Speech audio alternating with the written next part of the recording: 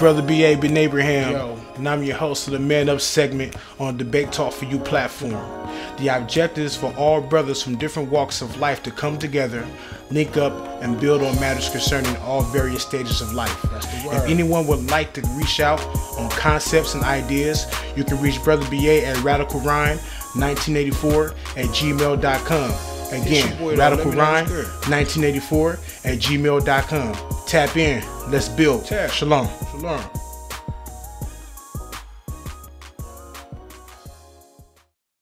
Peace and greetings to you. This is Emunah Yisrael, affectionately known as the First Lady of Debate Talk For You. I have enjoyed coming to you week after week, season after season, growing together, speaking about the difficult topics, investing the energy, time, and effort with our brothers and sisters on the panel.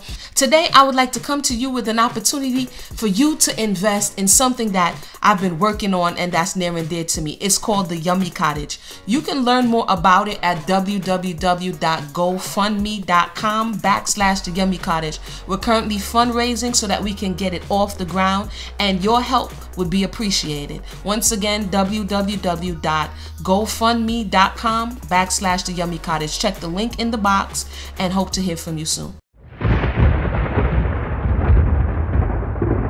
Don't touch that dial. You're now listening to Debate Talk For You Radio.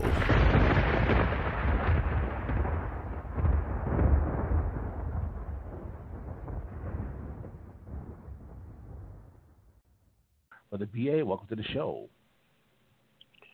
Yo, what's the word, everybody? It's B.A. Ben Abraham out of Sacramento, California, and much love to all. I'm a fallback cell. All right. I appreciate you calling in. And, of course, you have Mayanah. Welcome to the show. Lala Tov, everyone. Lala Tov, listening audience. All right, so what's been going on with you, Mayanah? Anything happening? Everything is happening. I'm glad you asked. There we go. So there's been some progress with the book that I am writing, and as you know, I have a panel of very intelligent women over on Under the Palm, and so our budding authors on that side, we have one sister Malaka has already dropped her book this month, February. Next month in March, you can look forward to Only Love, another sister on our panel dropping her book, and so mine will follow. April, May-ish, definitely during the spring.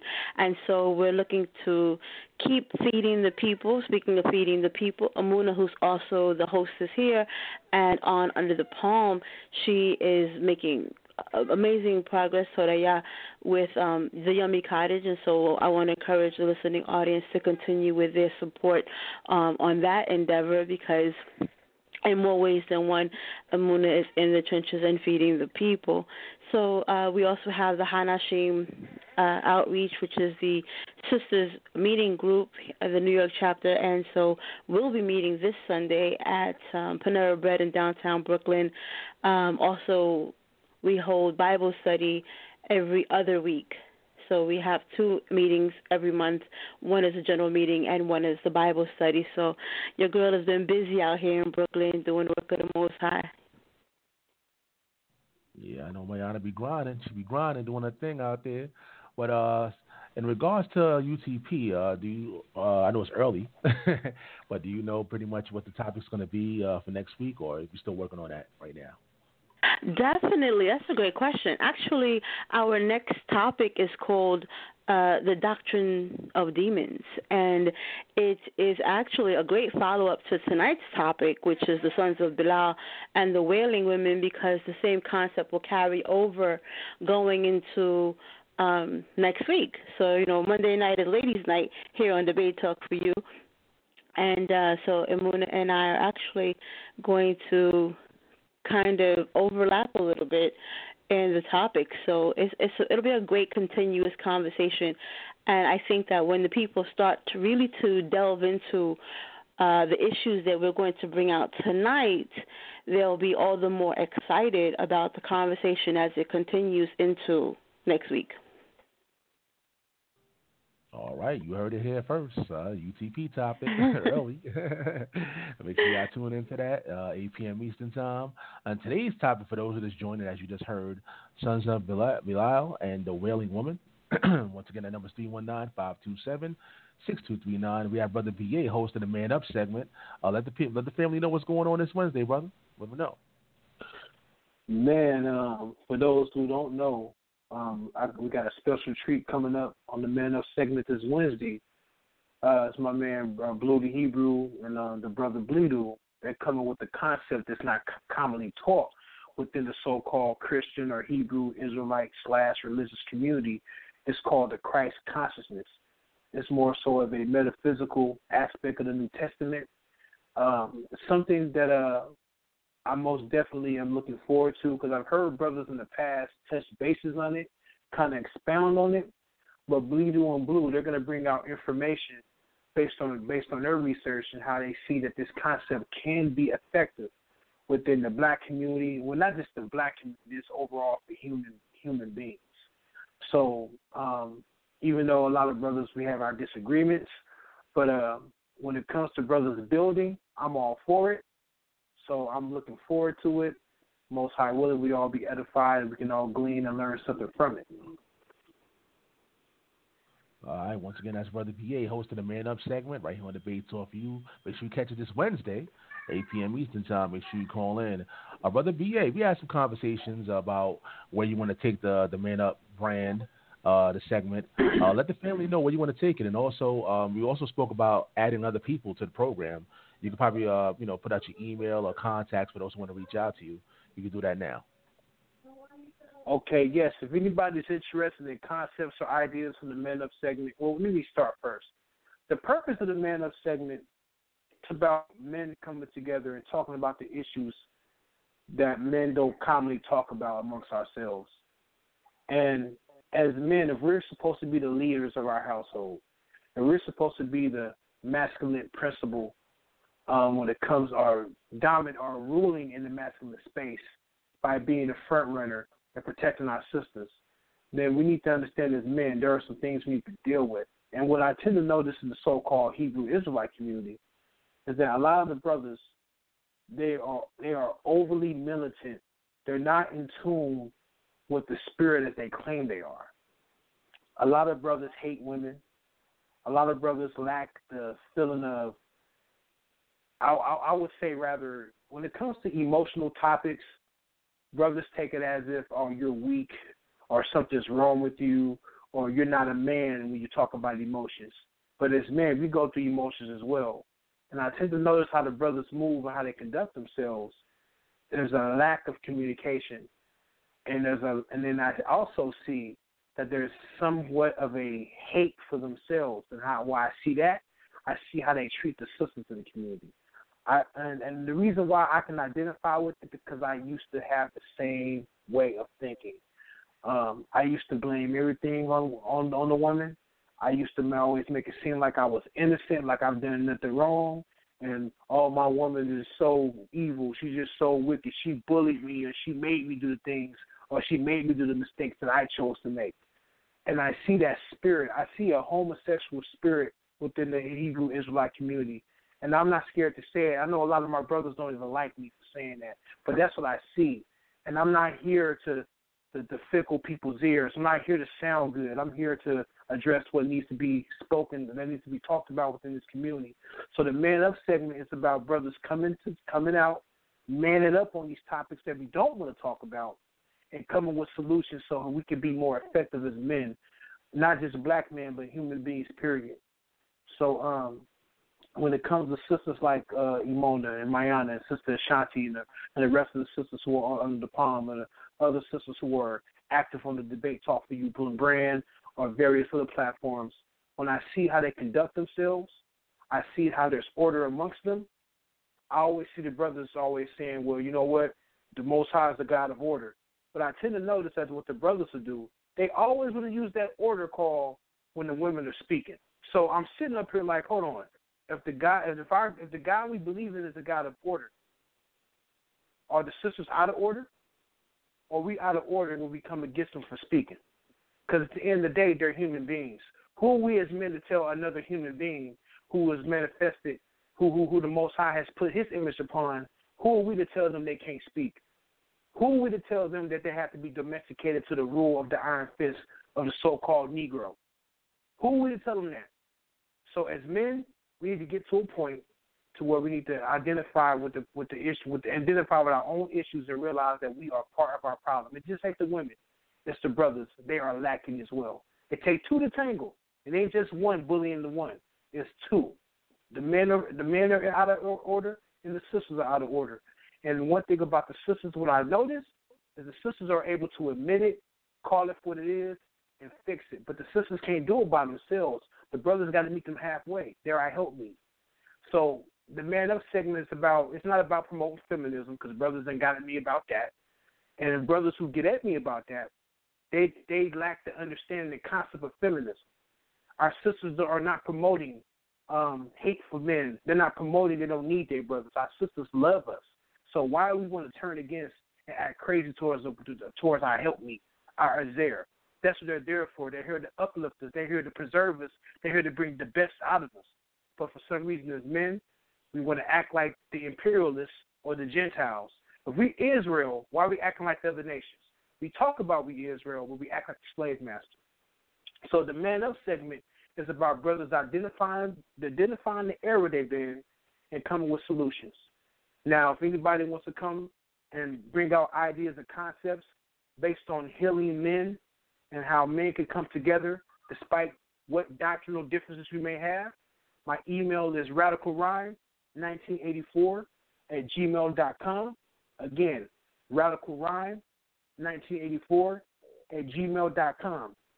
And me and Sal have been talking about it, and for some reason, when I put out topics and ideas for brothers to volunteer to come onto the show, like recently I put on Facebook maybe about a week ago about how is it that the righteous woman is left behind. And do you know that none of the brothers have responded? Nobody wants to talk about the righteous woman being left behind, but for some reason we'll spend all our time and energy on the secular woman, dogging them out. So as you can see, you see the contradictions within the community. And I'm going to fall back, Sal. I hope that helps. I'm going to let you chime in, Mayanah. I know you want to chime in.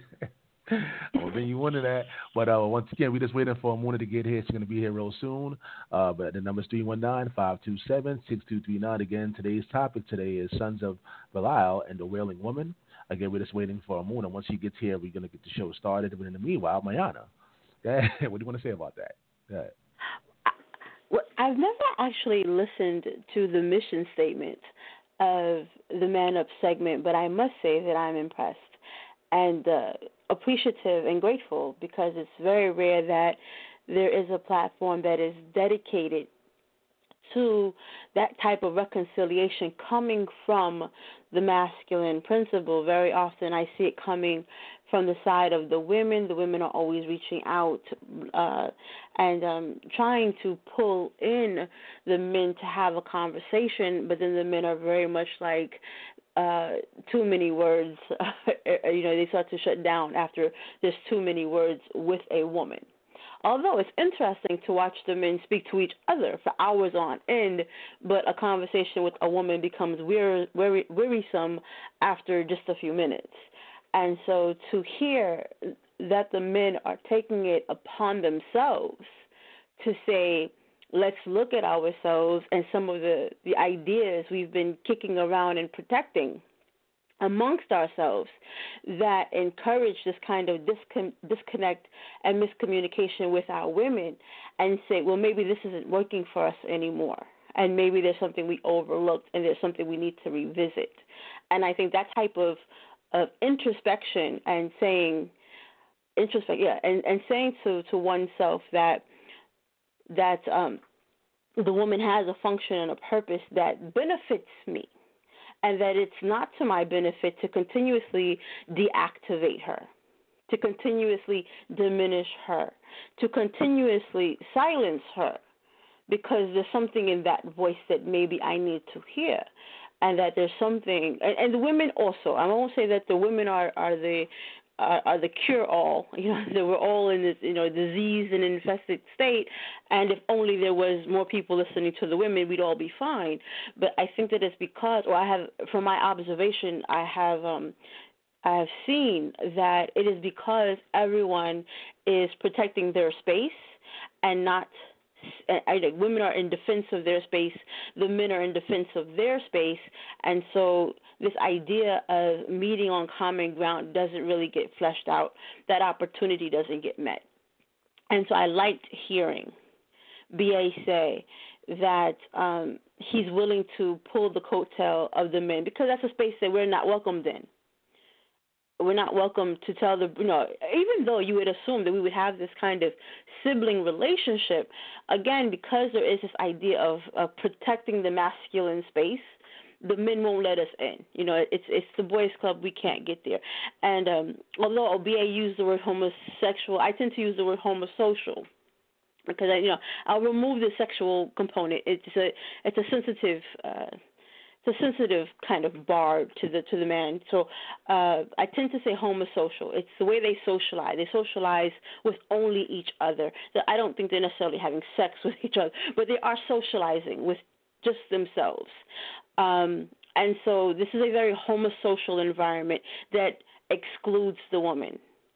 And in doing so, you exclude a major part of the community. There's nothing that can be done with just men. Nothing. There's no creating happening there. There's no building there. There's a discussion of rejuvenizing, rebuilding, reclaiming, and restoring the nation. But then there's this, we want to do it single-handedly. And where there are two men or two women, creating doesn't happen. And so that is why we are at this stagnant position right now. And so again, my reflections on what BA is saying, for me, it sounds like a very important, critical first step. And if the men would join him, I can almost feel his frustration when he's trying to create this new open environment and the men are not responding. This idea that somehow it disrupts the whatever concepts of masculinity are attached to conversations that aren't fighting. We spoke about it briefly. I think it was at the last TRC conversation. It might have been a UTP conversation, but I believe it was the last TRC conversation where we noted that it was definitely UTP, where when the conversations are about restoration, when the conversations are about healing, when the conversations are about looking at yourself, the numbers are low, because that's what TRC and UTP deal with. We deal with looking at the self and building sustainable relationships.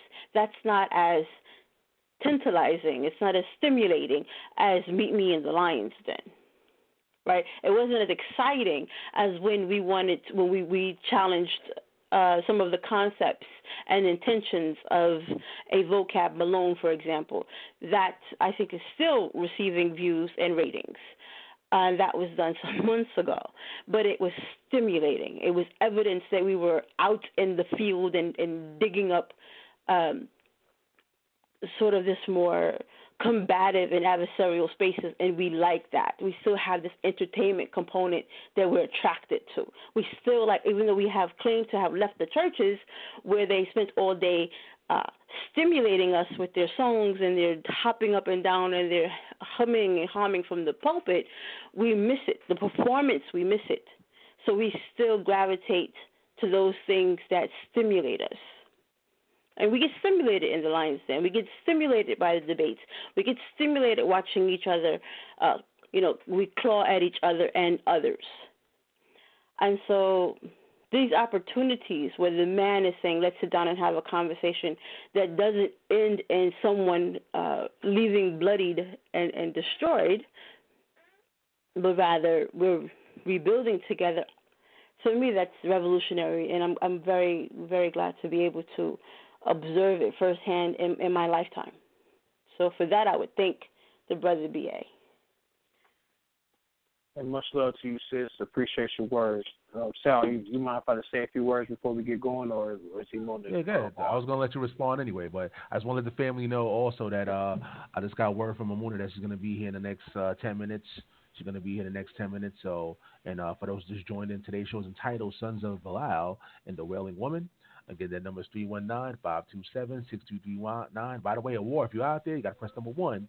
You got to press number 1, and I'll bring you with a conversation. But, Gab, yeah, you can respond.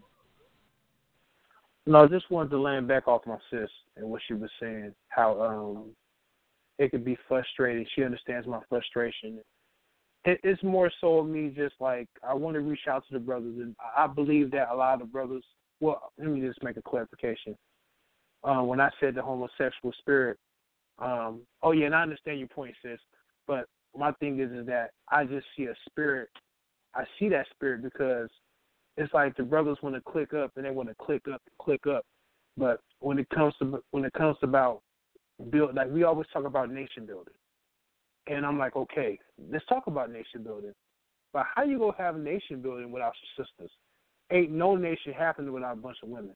I'm sorry, it's not gonna happen with just the brothers clicking up and being on social media, posting stuff. That's not nation building. Nation building is all about action. And we got a lot of brothers who call themselves Israelites. And I know you being a sister that's well studied, you understand being the Israelite is an action. It's all about action because the spirit manifests through action. This is something that I keep talking about amongst the brothers that for some reason they're not getting. It's about nationhood and dominating and acting like they're the ones who have oppressed them. That's the common nature of most of the brothers. It's about conquering. And we always talk about Torah this and Torah that. But the Torah perspective, when the Most High created the man and the woman, there was no such thing as them dominating or ruling each other. Right. But I've had various conversations with brothers, whether they call themselves whatever title they go by, and they'll claim, I got about 20, 30 years of studying. Okay, let's go with that. I'll give you that. Then I go into the world rule or rulership according to the Hebraic thought. The way the Most High laid out rulership is not the same as the slave master. That's the problem. Brothers don't understand the way of the Most High. When there's rulership in the Torah, when we read in Genesis chapter 1, there was only I think it's in Genesis chapter 1, verses 25, 26, 27, somewhere around there. He said that man, which consists of male and female, they are to have dominion over the earth, not over each other. But we always talk about Torah perspective. But brothers think they're keeping Torah and they're keeping it to 100% and doing it well based on the curses in not Deuteronomy, but Genesis chapter 3. When there's confusion, they think that's a blessing. When the brothers or when the man oversteps his boundaries and doesn't allow the sister to operate in her function, they think that's order. No, that's out of order because we don't see that in Genesis chapter 1 and chapter 2 because in Genesis chapter 2 and verse 15 it says that they were united, they were one flesh. And I could be wrong on maybe either verse 15 or somewhere around there where it says that they were, or maybe in the 20s. But the point I'm making is that when Adam and Eve were together, when they were created and they were united, they were Akkad. Akkad means to be united. So there was no thing about rulership. And then when it comes to Christ, Christ spoke the same thing. He said what the Most High has put together, let no man separate. He also said in Mark chapter 10, he said, and I'm paraphrasing. But in Mark chapter 10, he said, the Gentiles, they exercise dominion and rulership over each other. But with you, not so. That's not how the Most High established it. But a lot of these individuals who call themselves teachers, who claim they got 20 or 30 years of teaching, they think that the Most High has revealed to them rulership based on the nations. That's 20, 30 years of error. That's 20, 30 years of misinformation that you've been teaching. And I try not to go off like that, but I try to be understanding and I try to hear brothers out. And this is what I'm getting. And it's very disappointing. It's very disappointing because as much as I love this movement, as much as I love the brothers and the sisters, I walk away disappointed because I'm like, we call ourselves having all this knowledge and wisdom and understanding. We say the Most High deals with us. We say that we his nation and people. He speaks to us. He has chosen us. and we don't even know them, claim we do. And then we wonder why the Christians don't like us.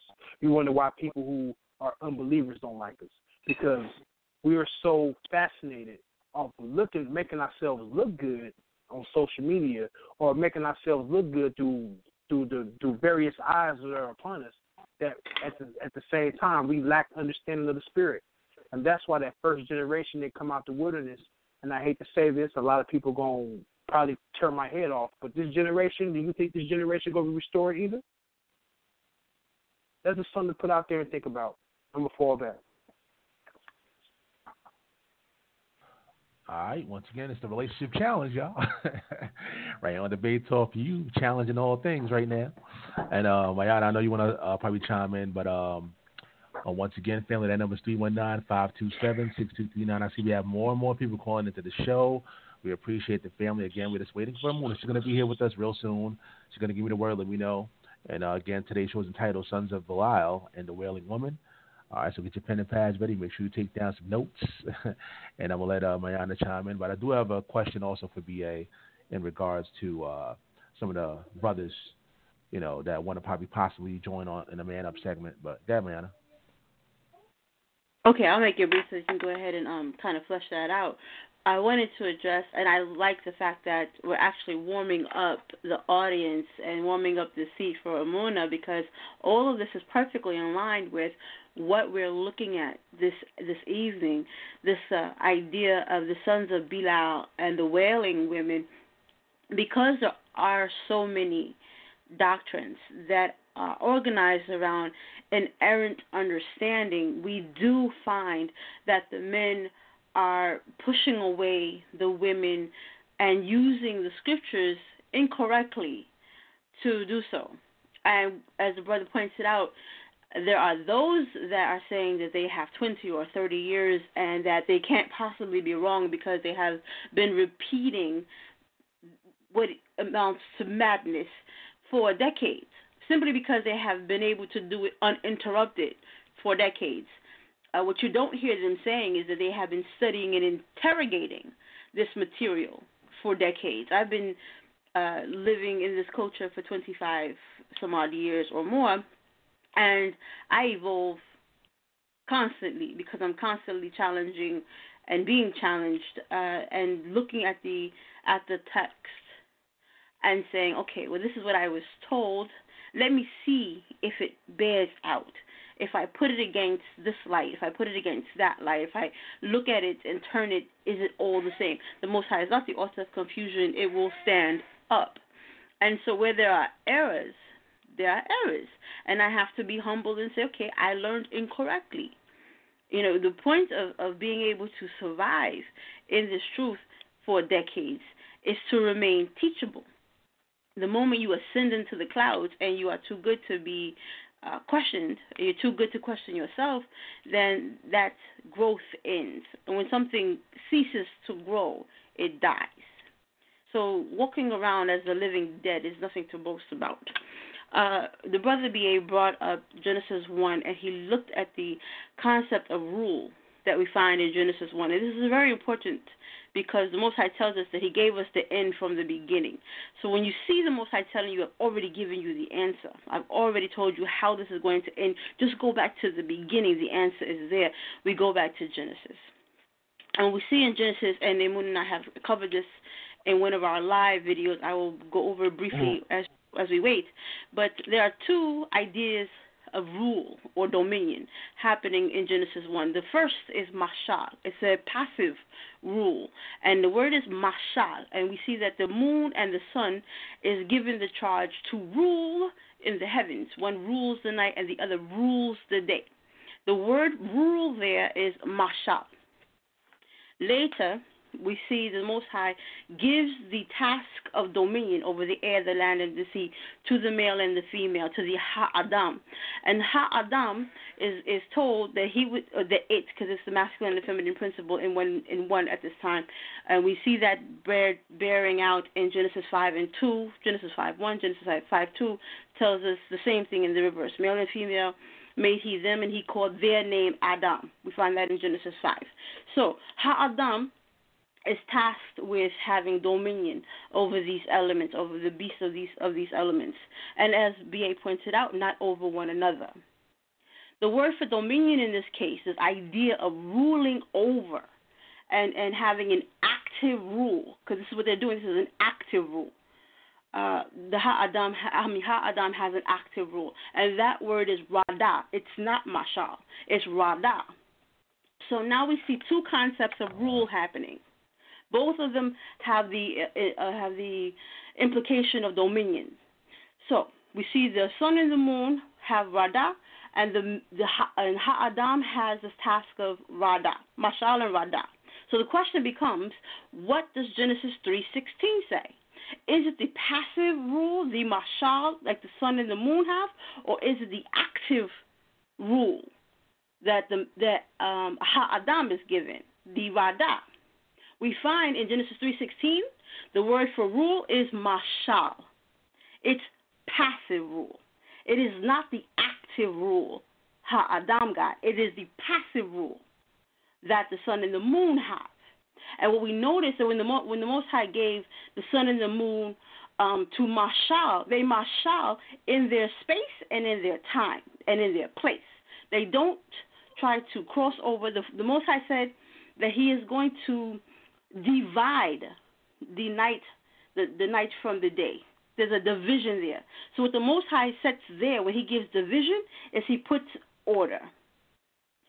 Where you see division, where you see boundaries, what you see there is order. There's a time and a place for everything. The sun does what it does in its function and in its time. Mashal. The moon comes and does what it does in its function and its time. Mashal. And in no time do they try to do anything to each other. And this is the word that we see in Genesis 3:16.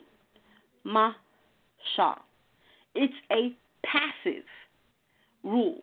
And the word also, this word that gets translated in the English as over, in the Hebrew is ba, which means in. So what you see in Genesis 3:16 is as a passive rule, and that He would do this passive ruling, where? In her, not over her, but in her. So just understanding the Hebrew and the concepts and seeing how they play out in Genesis 1 gives us an indication of what this relationship is supposed to look like. There's also, and I'll end on this, there's also another clue. When you look at Genesis 1, the Most High says that the sun and the moon will mashal in its time, in its space, without over. Sorry about that. For an interruption, I apologize. Emunah's here. There's something I know. Say hello. Okay, I'm ending on it. She'll probably back me up with this because we went over it together.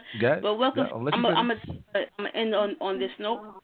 The second thing that you notice is that this is a fact of mashal. We see the Radah happening. The Most High has a conversation with Ha-Adam and says, this is something you will do. When Radah, the actual rule, is being put into motion, there's a conversation between the Most High and who has to perform the act. In Genesis 3:16, there's no conversation with Ha-Adam. The conversation is between the Most High and His daughter. This lets you also know that this is not an active rule in place. It's a passive rule in place. This is something that doesn't need an oppressive presence for it to play out. So, again, it's just understand. And so I appreciate that B.A. brought that out. And now that Emunah has returned to her seat, I shall turn it over to the First Lady of Debate Talk for You. Emunah, thank you for joining us. All praise be to the Most High. Thank you guys for holding it up. You wasn't holding it down. You was holding it every which way. All praise be to the Most High. Glad to be here. I was just listening in while I was driving in the car. Good stuff. Excellent conversation. That's what it's about. Sorry for my tardiness. I went to a community economic meeting, and so I had to leave there early. But definitely, we look forward to continuing the conversation that Brother B.A. and Sister Mayanah have started off, which is, what we're facing in the community, what our hopes are, what is actually going on, and, doing the things that we usually do. So with that said, I want to thank everybody for joining us and for tuning in. And it's beyond beyond any one person. That's debate talk for you, Brand. It's beyond any one person. Everyone contributes to the wholeness and the wellness and the healing of the community. I wanted to start off with Belial, the word. The name of the title is Sons of Belial. And again, we touched on some. I heard some of the topics being touched on, so we're going to hopefully unpack that further. And when you hear that phrase, what comes to your mind? I'll start off with Sister Mayanah. When you hear Sons of Belial, and once again, shout out to Brother Awar, wherever you are. If you're listening in the listening audience and you would like to chime in early, go ahead and press 1 because we want to hear your voices. You know, we want to have these conversations. If we're error in certain things that we assume, we won't know unless we discuss them. And so we'll start off with that. Sons of Belial. Actually, I don't even want to start off with Sister Mayanah. I'll start off with Brother B.A. When you hear the term sons, hold on, Sister Mayanah. Hold on. You hear the term Sons of Belial, what are your thoughts? What comes to mind? Sons of Belial. The Sons of Belial, I would say just first off, the Sons of Belial are contrary to the Sons of the Most High, or it's the belief, it's the actions of the Sons of Belial that's contrary to the Most High God. We understand to be Yahweh or Yahweh or whichever we prefer to call it. Okay. Thank you for that. Sister Mayanah, Sons of Belial, what say ye? I see you left me for the masculine principle. Yeah. I have to be like, hold on, sister. The brother's testimony first.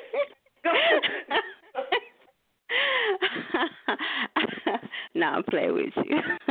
So we'll make the audience laugh a little bit. Okay, no. Well, when I am confronted with the term the Sons of Belial or Belial in general, it's the idea that there's something going on that is contrary to the will and the instruction of the Most High. So as we go into it more, I would love to see it flesh out, but, we've had this conversation before. So in brief, it's the idea that something is happening contrary to the will of the Most High, the will and instruction of the Most High. Okay. And where, if anywhere, for the listening audience out there, does this term, sometimes, I realize we got to start off with a little Torah trivia. Where does this concept, where do we actually get to see the behavior, the mentality, and the thought process of a son of Belial? Does anybody know Torah trivia? You can go ahead and, if you do, just say hand up, and then go ahead and share it. I know. Now go ahead, beloved. We do have a caller. Somebody press number 1. Just let you know we have a caller. All right.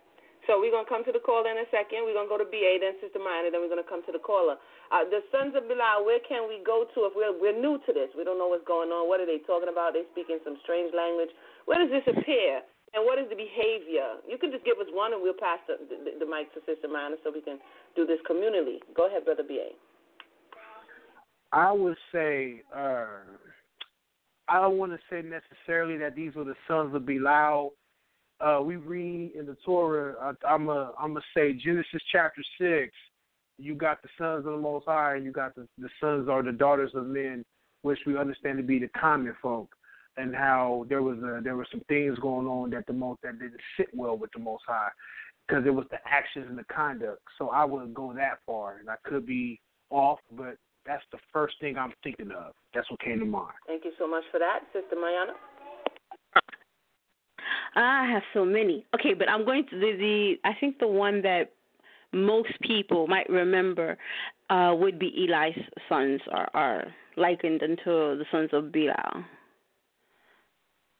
All right. So Eli's sons, we're going to go further into that. I wanted to, give a little backdrop of this conversation. Sometimes it appears as children of Belial. Sometimes it appears as sons of Belial. As Sister Mayanah said in the book of 1 Samuel, it appears as sons of Belial or men of Belial, and it's dealing with wicked behavior, worthless behavior. That's what Belial translates as. So we're going to go ahead and go to the phone line, and while we're there, we can cue up 1 Samuel. We can cue up 1 Samuel. What's that? 25. So that we can begin to get a little backdrop. Maybe we might have Sister Mayanah read, and so we can. But we're going to go to the phone line. Go ahead, Brother Sal. That's right. I once again, number 319-527-6239. I'm going to go to the phone lines. Again, you can call in via phone, call in via Skype. And once you dial in, you got to press number 1. And then let us know that you have a question. Let's go to the phone lines. Let's go to, it says not available, but go ahead. you on the air. It says not available. Hey, yes. Good evening. Can you guys hear me? Yes. Yes, loud and clear. Hey, Emunah, Mayanah, Sal, panel guest. It's great to be on the call with you guys today. When I heard you mentioned where, the trivia, first thing that came to my mind was Deuteronomy 13:13, where it mentions children of Belial and how they were going out into the city and just talking about let us go and serve different gods and stuff like that. But yeah, that was it. All right, now we have thank you so much for calling in. And that verse says, we're doing a little Torah trivia here. It says, certain men, the children of Belial, are going out from among you and have withdrawn the inhabitants of their city, saying, let us go in. I don't even want to say that because it just sounds like they were saying that they wanted to go serve other deities. I don't even want to put that on myself, which they have not known. And so definitely when you take the time, if you haven't before, to look into the traits, the mannerisms of the sons of Belial. And some people might be like, that's sexist, that's feminist. It says sons. And in some places, when it's bad, we want it to be everybody. And when it's good, we want it only to be for whatever favored party that is. And that's also one of the doctrines, one of the errant doctrines that we often see perpetuated throughout the translation or the misinterpretation of the text. So thank you so much for calling in. We're going to continue now and see if, so we see it's not only in one place. It's all over. Particularly taking a look at Samuel's sons, as Sister Mayanah says, that one's just jumped out to me because their behavior was just so crass. They're leaders, which is something that we can relate to. They're Levites, which is something, that we can relate to in today's terms, priests, pastors, things of this nature, and they are abusing their post, basically. They are, manipulating the people. They're pressing them with force. There was one video that was circulating where they had Creflo Dollar, which is one of the leaders of a mega church, saying, close the doors, and pass the plate. You understand? And so it reminds me of when the sons of Belial, or Eli's sons, were like, yo, give me the best part of the meat. Don't move or else. What is this? Are we still experiencing this today, whether it be in congregation, whether it be online? How are we getting doctrines from people who are supposed to be in positions of power, and how is it affecting us? Brother B.A. Oh, man, that's a deep one. I would say this now, when it comes to the leaders and their doctrines, well, hold on, sis. Can you clarify the question one more time to me so I can better answer? Okay, maybe I should do this. Maybe I should back up and then read. Hold on. I should read first what they were actually doing. And the question basically is, after we see the sons of Eli as our proof text for some of the behaviors, as well as Deuteronomy, as well as Judges 20, of the sons of Belial, can we see any of this? Because I like to say we're the same people. Mm-hmm. It's the same people. It's just a different time and a different space, the same mentality, the same attitudes. And so if we don't learn from, if we don't come to terms with, if we're not honest about what would cause a person to run up on somebody with a flesh hook in a pot, talking about you better give me the best, and then we act as though we don't see that today, as though this is not a real issue. And so as long as we fail to address the issue and deal with it, and then we will continue to make the same mistakes. And so some of the things that we wish and will to come to pass is vain, if you can understand what I'm saying. Oh, Most High help us, Most High deliver us. Okay, in the land of your captivities where you're scattered, You're still doing the same stuff that they did when they was in the land, knew who their daddy was. Eli was a priest. His sons was a priest. They knew who the daddy was. So some of the things that are stumbling blocks for us, like what's your genealogy, it wasn't a stumbling block for them, but they still fell into the same pits. What are these pits? What can we expect from the sons of Belial? How we identify them? Do we have a list of character traits that we could say, you know what? Not to throw stones, but this is characteristic of a son of Belial. This is Loto. This is not good. And so basically that's what we're going to be doing today. And then the second part of the conversation is speaking about the Wailing women, which is some would classify as us, those who lift up their voices opposing the wickedness that's happening. So I've located the verse. It is 1 Samuel chapter 2. Starting at chapter 20, verse 12. And it says, hallelujah, it says, now the sons of Eli were sons of Belial, meaning worthlessness or wickedness. They knew not the Most High. So we have priest sons who, even though they're priests, doesn't mean they're spiritual, doesn't mean they're righteous.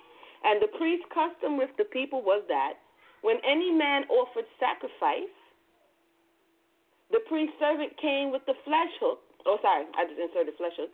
With the flesh was in season, with a flesh hook of 3 teeth in his hand. I want to draw the attention to the custom. These Christian traditions and their customs doesn't necessarily mean it's right. And with these camps, congregations, and all of the things that we form, there are a lot of customs that doesn't necessarily mean they're based in Torah or that they're right. It says, and he struck into the pan or kettle or cauldron or pot all that the flesh hook brought up, the priest took for himself. So they did in Shiloh unto all the Israelites that came thither.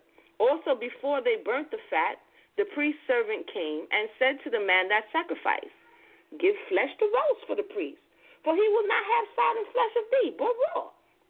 And if a man said unto them, let them not fail to burn that fat presently, because you know we're not supposed to consume the fat, and then take as much as thy soul desireth, then he would answer him, nay, but thou shalt give it me now, and if not, I'll take it by force. Remember, the things that they're bringing up are tithes, they're offerings. This is what it is. And so when we have today in churches, in congregations and spaces that say, if you don't give me this, I'm going to X, Y, and Z, it's likened onto the things that were going on then. It says, wherefore, 17, the sin of the young men were very great before the Most High, for men abhorred the offering of the Most High. Today, a lot of us, when we depart from the church in different spaces, you bring up tithes and offerings, we cringe. Why? It says, but Samuel ministered before the Most High, being a child, girded with a linen ephod. Moreover, his mother made him a little coat and brought it to him from year to year. And when she came up with her husband to offer the yearly sacrifice, and Eli blessed Elkanah and his wife and said, the Most High give thee seed of this woman for the loan which is lent to the Most High. And they went on to their home. I'm going to keep reading because this is another interesting part that is happening in our community today. 21. And the Most High visited Hannah, so that she conceived and bare 3 sons and 2 daughters. And the child Shemuel grew before the Most High. 22, back to Eli's sons, the sons of Belial. Now Eli was very old and heard all that his sons did unto Israel, and how they lay with the women that assembled at the door of the tabernacle of the congregation. And he said unto them, why do you such things? For I hear of your evil dealings by all this people. Nay, my sons, for it is no good report that I hear. You make the Most High's people to transgress. If one man sin against another, the judge shall judge him. But if a man sin against the Most High, who shall entreat for him? Notwithstanding, they hearken not unto the voice of their father, because the Most High would slay them. And thank you for bearing with me. I usually read the whole chapter for those who know me, but thank you for bearing with me. That is one of the clearest depictions of the sons of Eli that oftentimes pops up into my mind. And so we're going to go ahead and try to unpack some of these things that we're hearing and some of these behaviors, so for the listening audience, we can identify them going forward. Sister Mayanah, thoughts? I'm glad that you read it, because that's exactly one of the first things that are the most often cited, because that's the moment where we turn from the Most High. We turn from the Most High. And we find that Samuel is petitioned to put away the idea of the judges, and then we start to adopt the king or a king. And the Most High says that we have on that day forsaken him. And so, we like to celebrate that, we have kings, and we want to be everybody wants to be a king, and we were a nation of kings, and blah, blah, blah. But we find that it was this very moment in time where the judges failed, where the priest's own sons have become men of Belial. And it's at that moment that we cast off our Creator and say we want to be like the other nations. We want to be like the other kids. We don't want to be set apart. We don't want to be a peculiar people. We want to be like everybody else. And it's that pivotal moment. And this is the context. This is what's happening, that the sons of our priests have become this. And this is also a very important account, because as Emunah went, some of you may have wondered, why did she go to the birth and the life of Samuel? The text allows us to juxtapose the way Samuel grows up and the report of Samuel against the report of the sons of the high priest, Eli. And so we get to see the difference between the son of Elkanah and the sons of Eli, and see the difference in their comportment and how they lean on the Creator versus leaning on their own desires. And I point out that this is also the moment, this pivotal moment, where we turn our backs on the Most High, because another way that the sons of Belial or those who would be after that mindset, it's also discussed in terms of casting off the yoke of heaven. And that's the phrase that's used to describe what it means to participate in this Belial. I don't want to say spirit, because it's not. It's just an action. It's a decision. It's a commitment. It's a behavior.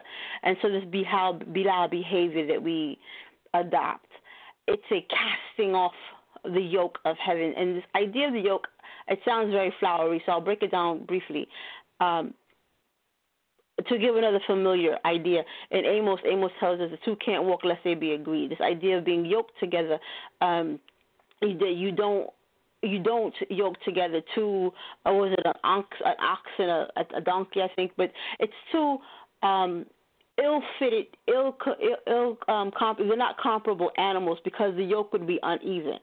And the two, you can't walk in that way. So there has to be things that are even. And so yoking means to be bound to, and to be able to walk in a particular way.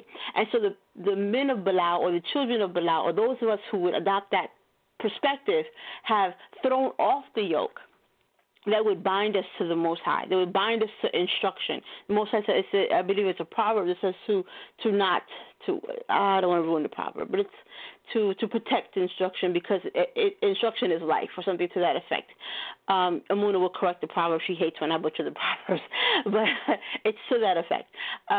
So the children of Belial are discussed, as I said, in terms of having cast off this yoke, the yoke of heaven, no less. So they're considered ungodly.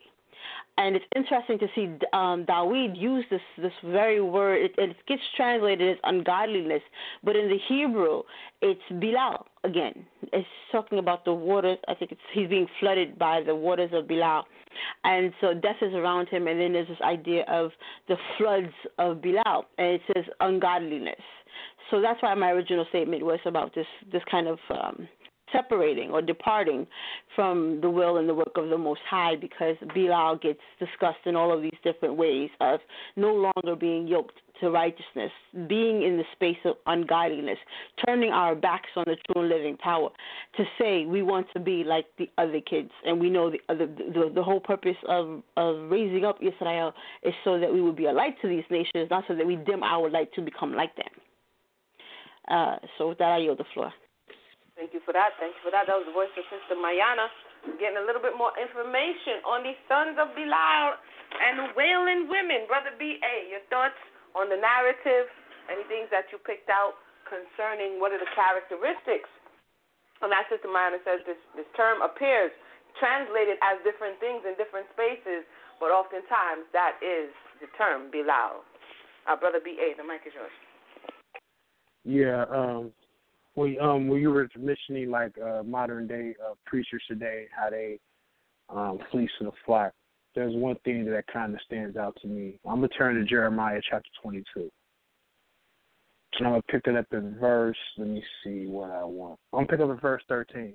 Woe unto him that buildeth his house by unrighteousness and his chambers by wrong, that useth his neighbor's service without wages, and giveth him not for his work, that saith, I will build me a wide house and enlarge chambers, and cutteth him out windows, and it is sealed with cedar and painted it with vermilion. And I'm going to skip down to verse 15. Verse 14, that saith, I will build me a wide house and large Verse 15, shall thou reign because thou closest thyself in cedar? Did not thy fathers eat and drink and do judgment and justice, and then it was well with him? He judged the cause of the poor, and needed then it was well with him. Was this not to know me, saith the Most High, or the Lord? So when it goes back to the sons who didn't know the Most High, when I hear that, this is what how I look at it. For those modern day preachers or the dudes in the pulpit or the sons of Eli, the sons of Belial, I look at it from this perspective that when you are not being just to those who work for you, when you're fleecing to the flock, when you are building your house with iniquity by robbing people, things of that nature, that's the conduct I see. If that follows your question, sis. Thank you so much for that. That was the voice of Brother B.A. If you have any questions or comments and you would like to chime in on the conversation, feel free to press 1 at this time. Something that, as you said, and that's one of my favorite scripts right there that you just went to, because the Creator is constantly reproving his servants, namely the men, for going off the path and causing others to sin thereby. And just because, even in the case of Eli's sons, just because there were sons of Belial didn't mean they weren't in position of power. They were at the door of the temple. They were in power. And sometimes men and women happen upon such figures that display this type of behavior and assume that because they're in the pulpit, because they're on the beamer, because they're on the street, because they know this script, that means they're righteous. That is not a correct assumption, because the story in Samuel shows us that they were there. They were, and I'm going to go to the next one that is also a problem in the community, is using the position to get women. It's not a new concept. I said we're the same people. As we can see, there's a verse 22 that if you blink, you'll miss it, because it's actually joined onto the first part of Eli being old, and it says, and how they lay with the women that assembled at the door of the tabernacle of the congregation. Not a new thought. Not a new thought to use your powerful position to get women. And this is a story that keeps resurfacing in our community, this abuse of power, this collecting Ishas, because he was the one who showed me Deuteronomy 28. And so as we continue to have this conversation, we have to kind of take assessment of ourselves and say, is this us? Is this us? Is this still going on? It has to be, because we're like 30-something episodes later, and we needed 2 shows and another show to speak about the things that are going on in our community. And so with that, I'm going to check on Brother Silas, see if we have anybody on the phone lines. All right, family, once again, if you have any questions or comments, you know that number is 319-527-6239. Today's show is entitled Sons of Belial and the Wailing Woman. Again, that number to call in is 319-527-6239. You can call in via phone, call in via Skype, but once you dial that number, simply press 1. By the way, the caller that called in and spoke, do me a favor, just press number 1. That'll take you off the switchboard. unless you have another question. But again, once again, the number 319-527-6239. Continue. And I want to shout out to Sister Only Love. She brought up a very interesting point about, and we addressed the Jezebel spirit before, and Mayanah stayed clear of calling it a spirit, but it definitely is a behavior and exhibition of the Belial spirit. And so oftentimes we'll hear, you a Jezebel, you a Jezebel. You know, it turns into this whole mantra, this whole song, but the sons of Belial is all throughout the text. Children of Belial is all throughout the text, but it doesn't get pushed to the forefront as much, and that's another one of the mechanisms of Belial.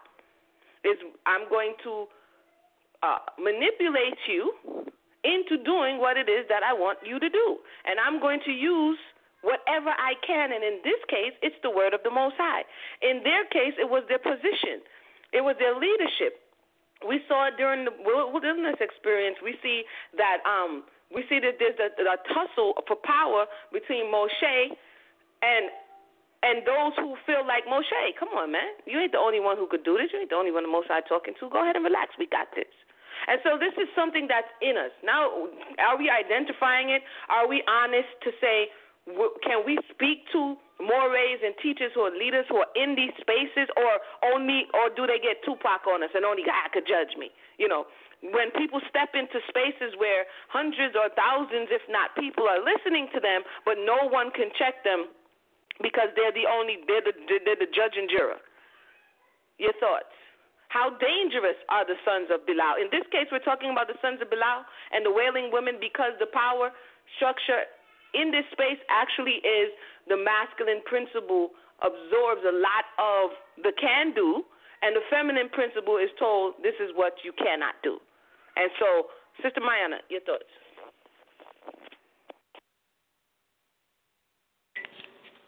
We went around, so just so I can focus my response.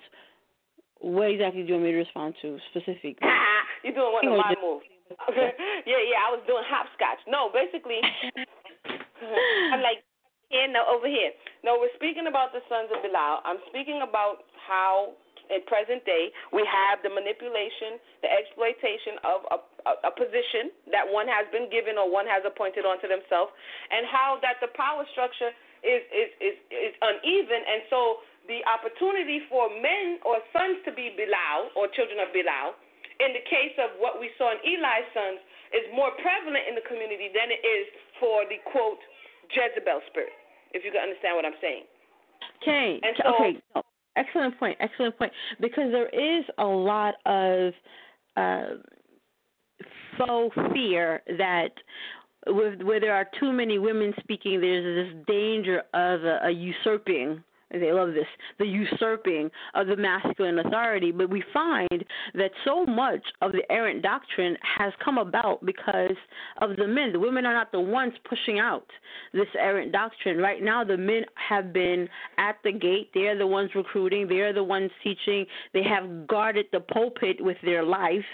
And so we are not the ones pushing out all of this conversation. So this fear of this Jezebel spirit that no one can show me, the word spirit show anywhere, Old or New Testament, where there's Jezebel suddenly became a spirit, none of that even exists. So we're fighting against a fiction when the reality is so, as you said, dangerous and prevalent. We can see it. We can touch it. We're experiencing it. Families are being ripped apart because of what's happening in reality and not what's happening in theory.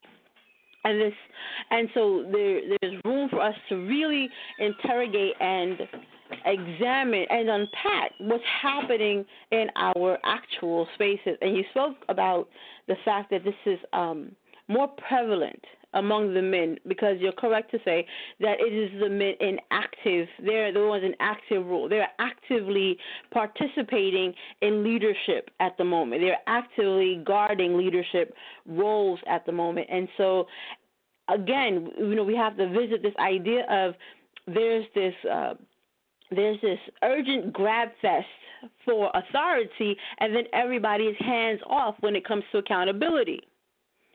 So, for example, there's a camp that will proclaim that most of the Israelites that call themselves Israelites today came through them. And that's great when it's time to boast. But then when we point out that we have all of these insane men of Baal or Belial, then it's like, yeah, that we didn't do that. There's no more conversation. There's no accountability for it. All these men calling themselves Israel, they didn't come through them. That's not who we're talking about. It's everybody else. So it's great. This authority, everybody loves authority. Nobody wants to take accountability for any of these things, which is why I almost broke out into praise dance when BA said, let's go have a conversation and look at ourselves and have the men really tap into some of this accountability and stop and maybe look at the manipulation that is in effect, manipulation, even terrorism. When you look at some of the doctrine, it just amounts to terrorism. And so these are the conversations that must be had, this idea of there's no balance. There is no balance, which is why, and that's what happens when there's no checks and there's no balances with, I forget the phrase now. There's a warning that said absolute power corrupts absolutely. And that's what's happening. The men want absolute power. And there's this absolute corruption, this predictable absolute corruption that happens behind it because no one's allowed to cry out. No one's allowed to check it. Even other men aren't necessarily given permission to check. They don't get to check their leaders and tell them they won't do it. They won't do it. They will not speak against their mores. They won't speak against their generals. They won't speak against anyone that they're holding in high esteem simply because they have put a man above them. And that was the problem that we did. We keep putting, as a nation, putting other mortals instead of the Most High. The men want the women to put the man in instead of the Most High, and the men want to put other men in instead of the Most High, and it creates this vacuum that we cannot escape, and we're just being sucked into our own madness and sin. And so I was actually putting together like the list of all of the ways that the Belial traits present themselves, and as the conversation continues, as to not take up so much time in this turn, maybe we'll revisit them in these various spaces, because as we said, the Belial behavior continues to present itself throughout the text in various contexts and takes on a different element and a different presentation in each of them. And so there's certain behaviors that manifest, and then you see this word Belial again. And so I think that it would be a great exercise to kind of go through where we see these words Belial and what behavior accompanies these presentations. When are we looked at as the children of Belial? What behavior is associated with it? What is the context? And so I'm writing these things down as I remember them. And so just to end on the purpose of the Wailing woman. The Wailing woman wailing first was associated with mourning for the most part. And so there's this deep crisis in the community, and the women come to mourn. There's a tradition that is not only among the Hebrews, but there's a tradition among other Semitic and even and other types of Hebrews where there are professional mourners, where if someone had passed away, that the family did what the family did, but there were people that were called in who professionally mourned and alerted the community that this death had occurred. And so the Wailing women, when Israel falls into dismay, when Israel falls so abysmally, there was a cry of the prophets to call the Wailing women.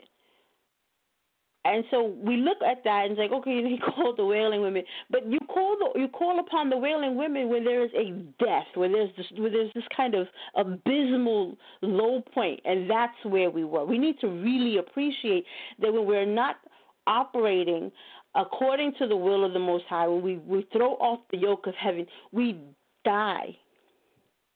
We are living in our own filth. We are living in a state of perpetual death, because only through the Most High is there life. Only through His instruction is there life, and that's in that proverb that I butchered earlier. I'll find it so that I can rehabilitate it. But with that, I'll turn over the mic.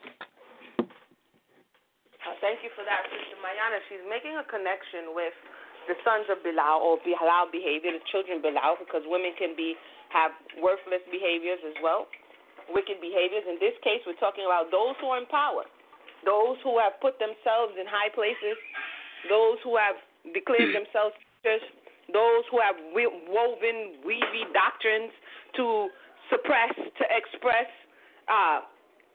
their pain and their hurt. You know what I'm saying? Their lack, and they found that, hey, I can have power in this space. And the conscience of saying, wow, I'm using the Creator's charge, commission for my own gain. Is that something that comes to the mind, or is that a space, like Sister Mayanah saying, that when you enter into this wicked space, this Belial space, when you enter into that space, none of those things come to mind. Now, all of a sudden, everything that I do is righteous because I'm doing it. You know, it's psychological. Something is happening in this place. This is the conversation we're having today. For those who joined us, we are talking about the sons of Belial and the Wailing women. If you have any questions, feel free to press 1. We're going to go to Brother B.A. and hear his thoughts on what he's heard thus far. When it comes to the actions of the sons of Belial, it lines up with what the sister Mayanah was speaking about, the behaviors. What I tend to notice when it comes to Israel, and then correct me if I'm wrong, sisters, or maybe you can relate to what I'm trying to bring out. I tend to notice there's no order when it comes to, a lot of these camps, they just start up with a bunch of brothers who just teach. There's no type of credentials to teach. Brothers just start teaching, and all of a sudden they got a camp or they got a group. And then what I tend to notice is that a lot of these brothers are coming out of the streets, so they're coming from the walk of the world, and what they do, they may have physically left the streets, but what I tend to notice, the spirit is still there, like the sister Emunah was just saying, things psychologically. We understand the mind or things psychologically lines up with the spirit. So the spirit is still there, even though they physically left the streets. And what they do is they go into the camps with the street mentality at the same time they're holding the Bible. So the thing is that when we see in Israel, this is very common. One thing about the Christians, at least they make them go to seminary school. At least before a person becomes a pastor or a minister, they tend to have to go to some type of programming or some type of training before they get the credentials to teach or pastor or whatever it is they're going for. But in Israel, what I tend to notice is that anyone in Israel can become a teacher. All you got to do is just be able to understand a couple of concepts in the scriptures, and all of a sudden you're a teacher. So anybody in Israel could become famous by using the name of the Most High. Anyone can use his name for any type of prestige or whatever it is they're going to use it for. And that's what I tend to notice. Let me fall back. Come on now. This is the truth. What is this? Is it right? Anybody? What can we do anybody about with a testimony? Yeah. Can This is absolutely. This is what is happening, and it's contributing to. I would have to say it's contributing to the chaos, but it's not the source, because as we saw in the case of those who knew who they were, those who would have been taught by their father, those who would have been in the culture, they still did it. So how much so those who are just returning, they're doing it worse. If you're going to understand, the sons of Eli weren't confused. They knew what they were supposed to do. They opted not to do it. And in this day and age, how much of it is willful ignorance, how much of it is willful ignorance, how much of it is bravado, what is it? What's going on today as we continue? And what are the women to do? Like we said, the scripture says, bring the Wailing women. It's causing basically a fallout, because the community hasn't even been able to heal itself and come together, and blow after blow after blow, people begin to lose their faith because they're looking at you. People say that sometimes the most of the Creator that someone will see is in you. So if you come professing the Most High to people, or the most of the Bible they'll ever read, there's something saying like that. But the point is that you are the representation of the Creator. You are the servant of the Creator. So if they see you and you're off, way off, because no one's perfect, then they're going to begin to use that. And some people are babes. Some people are babies. And this behavior trips them up, so much so that they stumble out the way. You see? And so this conversation is very important because there is a plethora, of information out there that we're even doing it to ourselves. We'll just turn on YouTube and just start saying, like, who can come up with the worst doctrine that, you're like, wow, did you talk to anyone about that? Like, do you have a study buddy? You know what I mean? It's like hey. What is really going on? But go ahead, brother. No, I was just laying back on what you said. I wasn't trying to interrupt you. I just wanted to interject on what you were saying. It's so crazy because it seems like in Israel, like I said, we can all relate to this. Don't it seem like to you that it's a bunch of gang-bang doctrine? My teaching is better than yours. Oh, I came out with a brand new teaching. I came out with a brand new concept, and this is what we need. This is what the nation needs to apply, and they do this, and we get the credit because we did it first. That's an act. I mean, when you're boasting, when you're doing things like that, see, those are things that are not being brought out and not being talked about in Israel. That is also a son of Belial. That's also an action of the sons of Belial. Boasting, that's contrary to Torah. But we always have these individuals who come out and say they're Torah experts. I'm going to fall back. Sister Mayanah? I agree with everything that I've heard so far. And there are several scriptures that also correspond with the observations that you're hearing the panel cover. Just to go back to this idea of who's teaching and who's receiving, when I mentioned earlier about the testimony, there is this thought that could only be of the children of Belial that say that the male is qualified to teach simply because he has testicles. And that's it. So this idea of having to be trained or to be groomed or to grow is not as important as his genitalia. And we find that very often women are disqualified simply on the basis of her genitalia, and the male is exalted on the same basis. And this preoccupation with our sexual organs is not found in Scripture. There's nothing in Scripture that differentiates between the male and the female based on their sex organs. Instead, it is where that person's heart is and whether or not it is inclined to the Most High, and then whether or not they're teachable and usable by the true and living power. And so this is a limitation that I'm using the we without including myself, that it's out there, and it's created by people, and unfortunately created by people who are doing it in the name and under the banner of the Most High, and that is what's problematic. It's more than problematic. It's dangerous. This is a space where the fear of the Most High is just not present, and the Most High tells us the whole duty of man is to fear Him and to keep His commandments. I think what element that we're missing is this idea of fear, and that's another thing that the Wailing women would alert us to. The need for fear, the idea that we're in crisis. When you see the women raising up, I think this was one of our first episodes on UTP when we were being very careful to emphasize that the women are not gathering here because we want to take over or that we want to assume the responsibility and job of the man, but rather if you see the women coming together in this way, crying out in this way, and wailing in this way, it means we're in crisis. It means something that should not be is.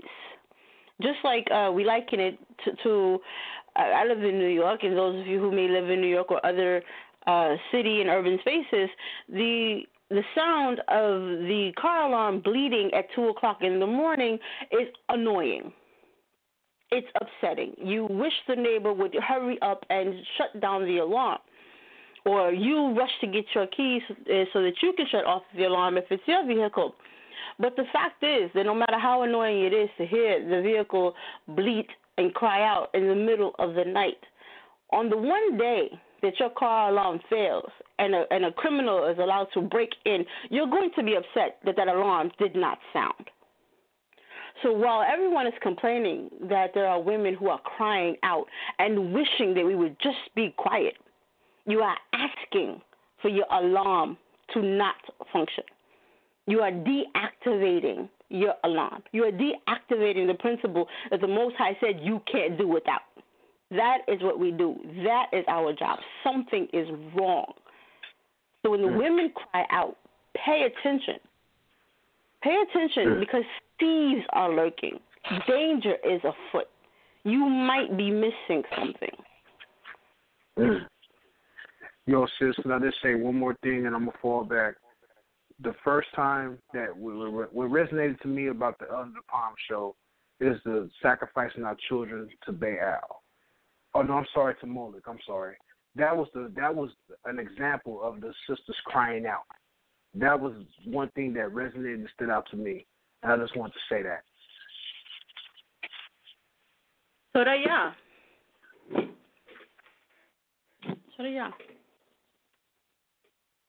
Thank you for those who just joined us. Sorry. Thank you for those who just joined us. Thank you for that, BA. This is what we're here to do. Not necessarily change those who are bent on doing that which they desire to do, but alerting those who may be unsuspecting, those who may be walking down the road in all honesty, sincerely seeking the Creator, but doesn't have enough information, who may happen upon spaces that may compromise their walk. And for you to know that you've heard it. You've heard it here. You heard many ones, saying, hey, there is something wrong. It's all not perfect. Don't believe the hype. You have to do the work. There's healing to be done. Develop your relationship with the Creator. Make sure you study. Make sure you implement that which you're studying so you can see the benefits in your life. I believe we have a caller on the line. So I'm going to hand it over to Brother Sal so that we can hear the caller. All right, we're going to the phone lines. Once again, feel free to call in. That number, once again, is 319-527-6239. You can also send me an email at debatetalkforyou@gmail.com. That's debatetalk, the number 4, letter U, @gmail.com, and I'll gladly read out your question. Let's go to the phone line, though. Let's go to 443-815. You're live in air. Yeah, this is Brother Mercy. I just want to talk about briefly the great sin that they committed. I think it's found how they showed. It's in verse 17. Eli's sons did not show any respect for the sacrifices that the people offered. This was a terrible sin, and it made the Lord very angry. I want to talk about, I'm glad the sin was named and how terrible it was. They showed no respect for the sacrifice. The fat was supposed to be burnt off, but they could not wait for the fat to be burnt off the sacrifice. They were in a hurry, ladies, to eat the meat, if you catch what I'm saying. They didn't want to follow the process. So as we go on, they wanted raw meat. But then as we go on, Eli then brings up the point and rebukes his sons and says what they've done to the ladies in the congregation. But their spirit is shown in how they offer, how they do offerings, how they treated the Lord's offering is shown, and then what they did to the ladies at the tent or meeting or at the entrance, it was shown through that. I just wanted to say that if we don't follow the process of things, if we don't allow the fat to be burnt off first or follow the process in Leviticus 3, if we don't follow the process of things, then we won't treat our women right. I just wanted to see if you guys see a quick connection between following the process of Torah and how you treat the ladies inside the worship place. That's all I had to say. Oh, man, thank you for that. Once I hear 443, I'm like, Brother Mercy. Thank you for that, Brother Mercy. You brought out an excellent point. So I would say that in connection to what Brother Mercy said, there's a level of immaturity or impatience, a level of lack of respect for the position, and in it for my purposes, for whatever it is that I want to accomplish. There's spaces that people are attracted to because of the power. And how much more powerful can a space be that you can hide behind, thus saith the Most High, and get people to do what you want them to do? As we're coming towards this conversation, we have to acknowledge that people are people. And just because they say, thus saith the Most High, doesn't mean that that's what it is for them. And doesn't mean that the way that they're delivering the text isn't skewed. We have to look at what the sons of Belial were actually in, this particular sons, because they were all over the text and the children, but these ones were actually doing the work. But in our case, it's more of the doctrine that's being manipulated. It's more of the people being exploited by what we tell them or they say is or is not applicable because there's so much gray area. Would you agree or disagree, Sister Mayanah? Is there gray area, and is this the reason why we see more and more of this type of behavior? I was drawing comparisons with Mercy, and I only heard parts of what you were saying. Can you give me a little bit more of where you wanted to go with that quickly? No, I'm saying that as we look at and parallel, specifically because we read it, Eli's sons who were physically charged with doing things, and today we're more of a teaching type of thing. It's more of an interpretation. It's more of doctrines that are being manipulated. We're looking at the possible reasons and the things that people who are approaching teachers, leaders, is not to say don't go learn. It's say to be aware, because sometimes the sheep, as some will say, are just like, oh, wow, you know so much, I know so little, and then we put common sense to the side. Right. And this is also where the exploitation comes in, because once the individual hides behind thus saith the Most High, now they become all powerful. Right. So no, this okay. is kind of where we're I wanted going. to that. I really will follow you. Okay, great. What you're saying actually corresponds with 2 Chronicles 13:7, where we see that the advisors had strengthened themselves against the heir, Rehoboam, and it says that he was suddenly surrounded. These are the counselors now, and they are called the children of Belial also. That they had strengthened themselves at a time when he was still young and vulnerable and didn't have the wherewithal to go against them. And so we see that sense of power, that power play. Now this is a young king. This is the heir to the throne. And still he didn't have the wherewithal to battle against these men who were strengthening themselves against him to give him bad counsel. And so we see that Rehoboam immediately does go down this very bad road, even to the point that he shames or he uses shaming language on his own father, Shlomo. And so that very spirit that you're speaking about, where there's an exploitation by the person in power of the person that needs leadership. That person is, I think we spoke about it before, maybe in a different context, where there's a point in a child's life or in a young person's life or even someone who's new in the truth where they are sincerely yearning for, seeking, and just having this unquenchable type of desire to learn and be taught. And so they are incredibly vulnerable. And so there are all of these people claiming to be mores, claiming to be elders, and flagging their many decades in the culture.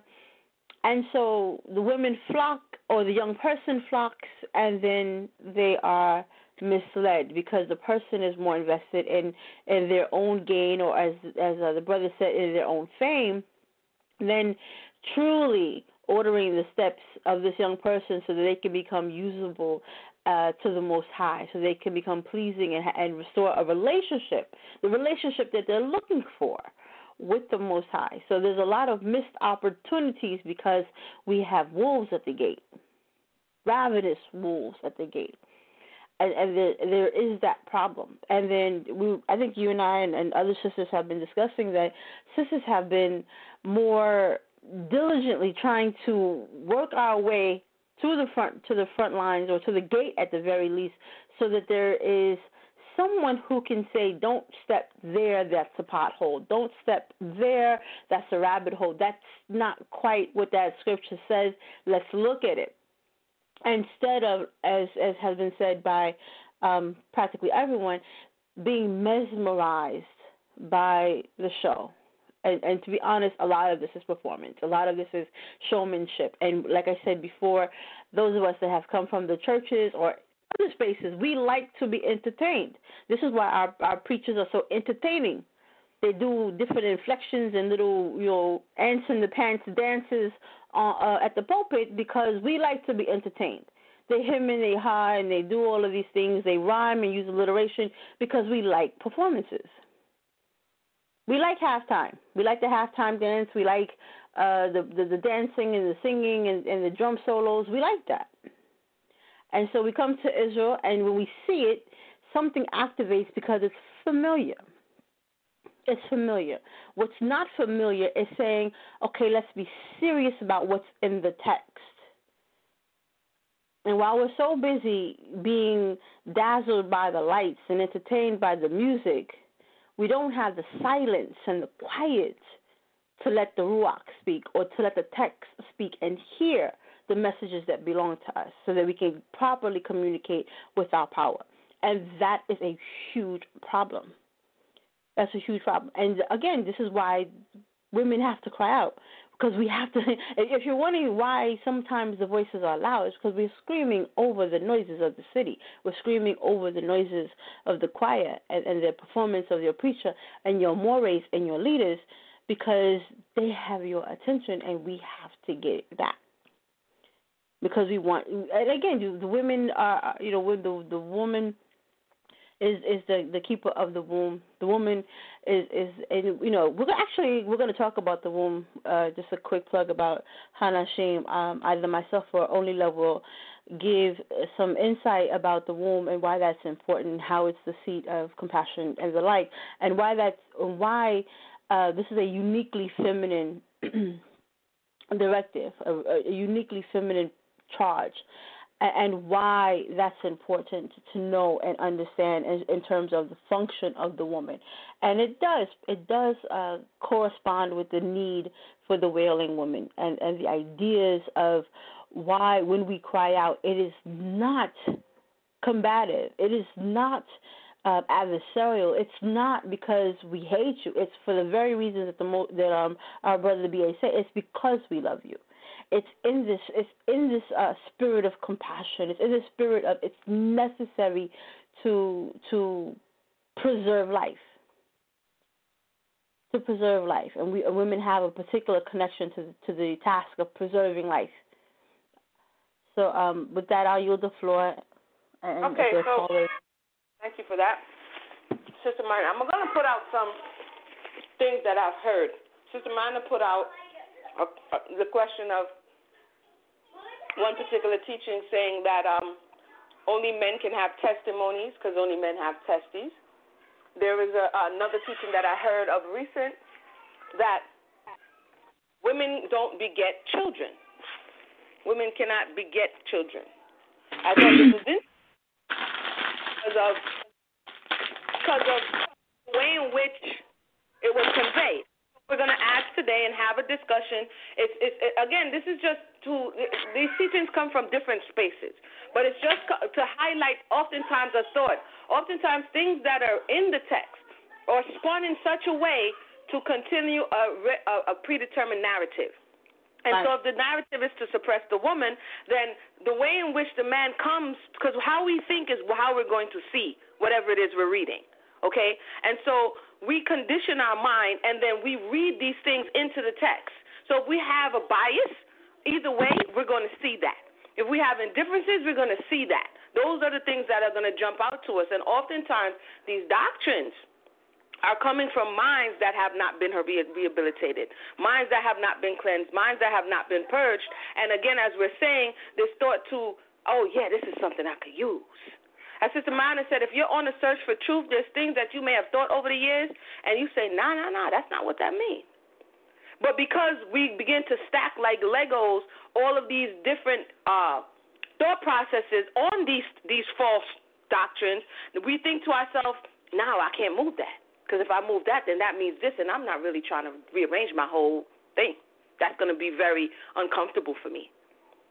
You see? And this is why these things begin to persist through the years and the times and mess up so many people's lives, because it's built on a falsehood. And the person who comes and says, "What? You know, said this thing is wrong," that person becomes the out. You got to get out of here, because it's on shaky ground. And so now I forgot what I was going to say. Oh, the doctrine of begetting. Can women beget children? Brother B.A., your thoughts? Can women beget children? I apologize. I kind of had to fall back for a quick second. I was dealing with my little one. Can you clarify your beget?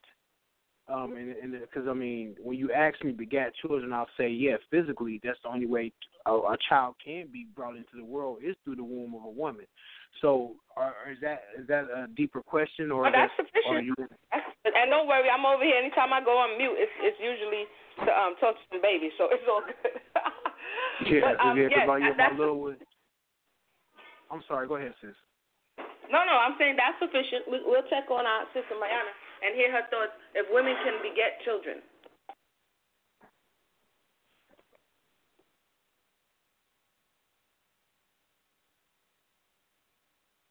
Not sure if Sister Mayanah is there. For the listening audience, if you're out there, feel free to press 1. What would be the benefit I'm here. of saying... I'm being brilliant while on mute. I don't know why. Now, I was saying that absolutely. You know, when we did the study, we found that the first instance of begetting was of a woman. And so this idea, as you said, when you find something that is so divisive and so inflammatory, it's usually associated with another thought. There's another end that the person is trying to accomplish, because any reading of the text, when it's that easy to find that begetting, for example, who would polarize begetting to begin with? And what would be the idea behind, let's take that from the woman. The woman can't beget. This is the function of childbearing, the function of birthing, the function of the womb is also uniquely feminine. So to attack it, whenever you hear things like there's only life in the semen and the womb is dead, this is an attack on her function. It's a very uniquely feminine space. And then saying you can't even have that. That's mine too. And that goes back to this idea of having absolute power. I won't even give you that. This is the one thing that even when the Most High is talking about the birthing process, he talks about the woman, like the woman in travail, not you begetting anything. He doesn't say like you know. He doesn't keep it masculine. He makes it feminine. I want you, and he's not. And this also is probably problematic because the man can't fully relate to that. That would mean that conversation is to the woman. That's only the woman can fully appreciate this idea of what it means to be a woman in travail. The male can only experience that secondhand. It's not an experiential understanding that he has. He has no knowledge of what's being said. He can only understand it through second person observation. Unlike the woman, there are many messages that are uniquely coded to the woman, and it becomes undetected because she is told that he doesn't talk to her. When certain concepts are only fully perceptible by her. And so this discussion about, oh, you don't even beget, that is so incredibly insidious to me to even have that kind of conversation, to take that from her. The man's portion and participation in the conception process is important. Why inflate it? Why inflate it to the point that you have to diminish the woman? Why take every opportunity to diminish the woman? This is now that we have, I'm sorry, Sister Mayanah, you was all riled up. I wanted to put a little bit more in there to see if we could get you a bit more. I was going to say that's why BA's statement was so refreshing. because it doesn't seek to diminish. And but go ahead, you want to round me out, guys? Those who are listening, feel free to press 1. I'm just throwing in some things in there because these are real things that are circulating. I'm not making them up. We don't have a think tank to see what can we say to draw a point. This is what we're talking about, where doctrines are being created to exploit in the same way in which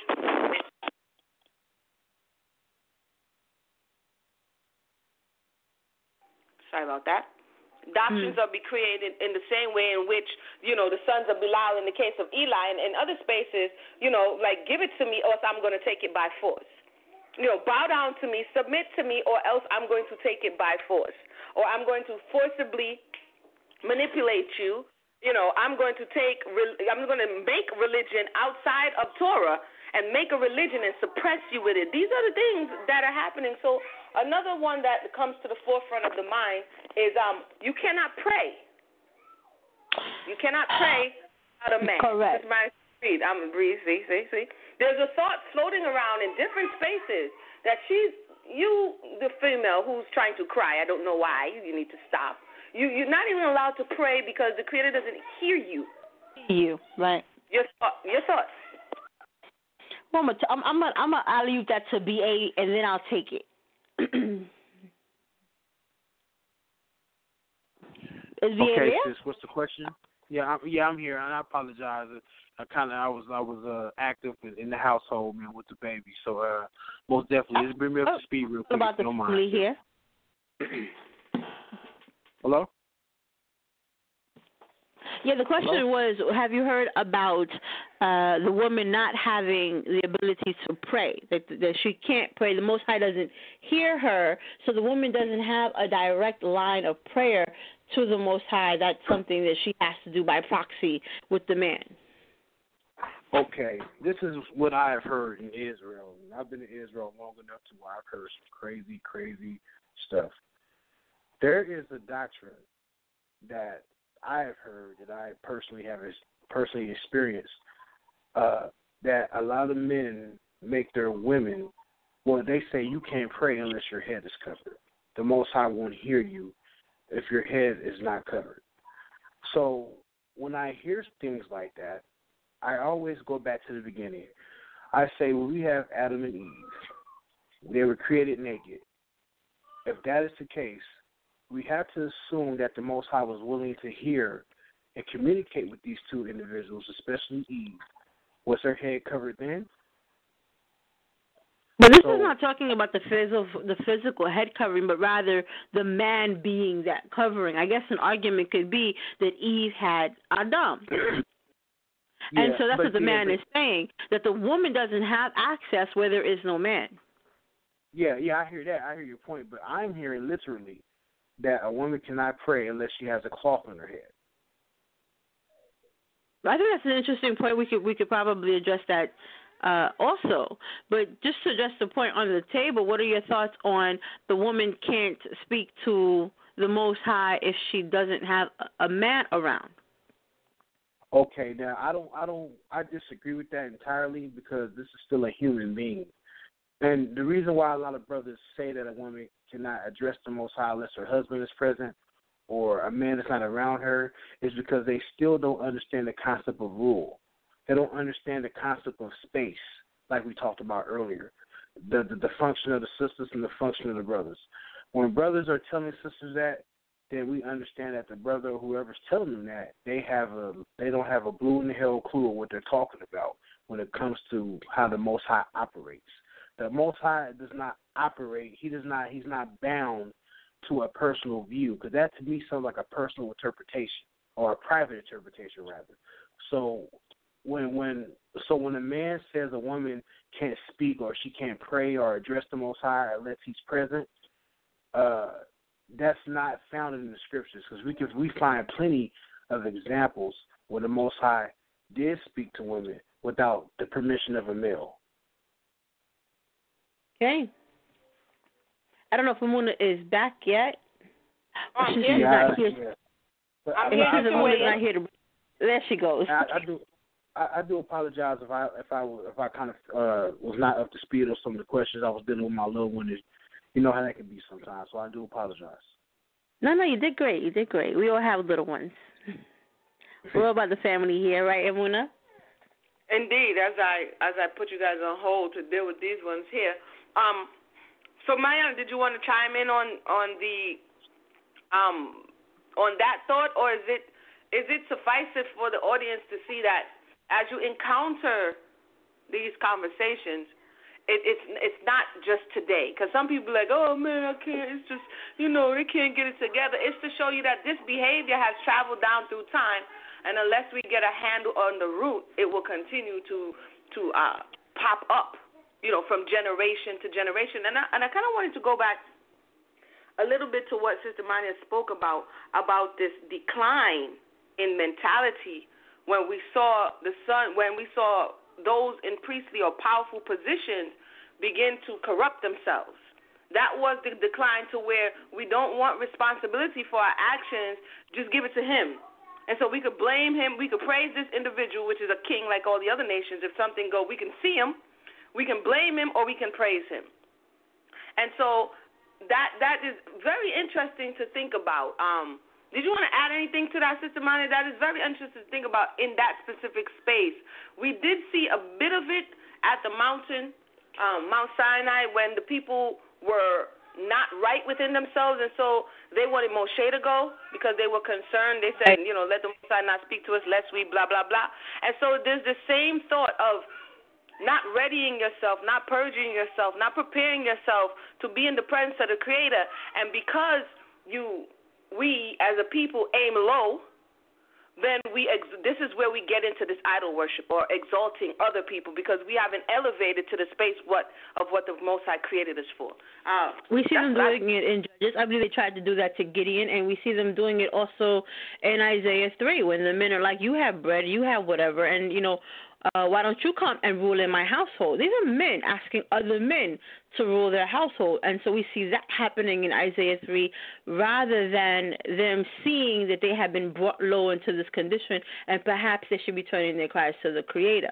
And so we see all manner of things when we see the rest of the decline that happens in Isaiah 3. It happens after the men have said, we're not taking accountability and putting other men above them, other men in their homes. The Most High has removed all of the wise counsel and all of the princes, and the men are scrambling for other men to rule in that function rather than them accepting this type of accountability. And as I think B.A. would appreciate, man up in this situation.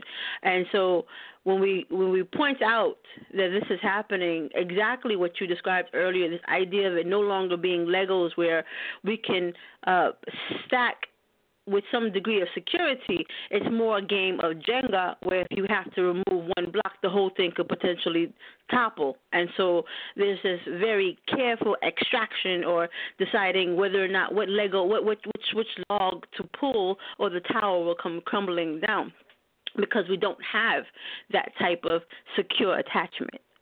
And, psychology, and both of us have studied that psychology, if there isn't a secure attachment in very early stages, then a lot of maladaptive behaviors and cognitive difficulties and dysfunction happen. This ideas of insecurities, and I think a lot of what we say, and not even I think, it's very clear from my observation and my research and my experience that there's a great deal of insecurity that is organized around not letting go of doctrine, and that is because it's not founded on Torah. It's not about the Most High. It has become about that leader. So when we see women who want to leave the community, or men that leave the community because they have lost faith in the man or woman that they were attracted to, or they attracted themselves to the community because of the person. And so when the person failed, everything fell apart. But the Most High is consistent.